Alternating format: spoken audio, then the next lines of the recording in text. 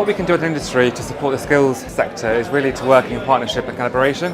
I think it's a joint effort to really ensure that we can support local places, local communities, to really upskill those people living in those areas to support the house building sector. There's facts we all know in terms of the ageing bricklayer population, so clearly moving down that path in terms of modern methods of construction is helpful. So I think there's lots of opportunities there, but yeah, fundamentally it does come to the skills at the bottom of the pyramid and getting more people in, attracting them to the great industry we work in. Steady growth with certainty in the sector, so whether it's regulations or all of those other factors that lead organisations like ours to have faith that our businesses will grow, will enable further investment into things like we're doing, like the academies and the collaboration with NHBC on taking forward more academies. We opened another 6 last year to bring people into the sector. That foundation of stability and growth give us the ability to invest even more into this. This is such an important topic,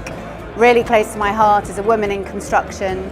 We're doing a lot of work at Untypical around how we can address the skills gap, working with the NHBC on their multi-skills hub approach. And as a woman in construction, I want to do everything I can personally to help nurture and give women the tools to really step up and do their part and help their careers to flourish. I think this one has to be about education and investing in the skills, but also selling the real estate sector and the construction sector as an admirable career, an aspirational career to be in. Well, I think there's a fundamental perception problem with the property industry and the developer community. I think the way it's portrayed in the media is not helpful. People think that developers are making money hand over fist. They think landlords are all bad. I think there's a complete reset that's needed. The property industry is one of the largest employers in the UK. It's responsible for a significant part of the economy.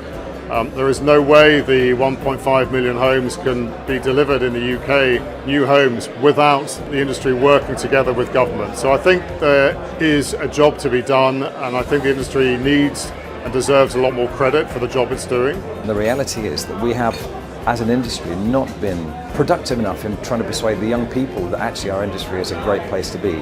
I personally have been in the industry close on now 40 years, and some of the most remarkable things have happened in that time, and we're approaching one of the most amazing periods of our industry's future in terms of technology, how buildings are going to work, how people are going to live, and the opportunity to actually shape the future generations, future living standards. I just think it's a massive opportunity for young kids to actually go to our industry and see.